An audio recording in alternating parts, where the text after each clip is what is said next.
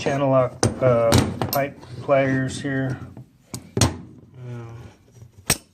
I believe these are number 410. Yeah. Got this old, I think it's like a Sump wrench. There's H and G on it.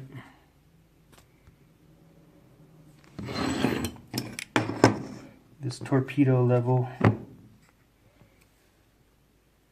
It's missing a screw there.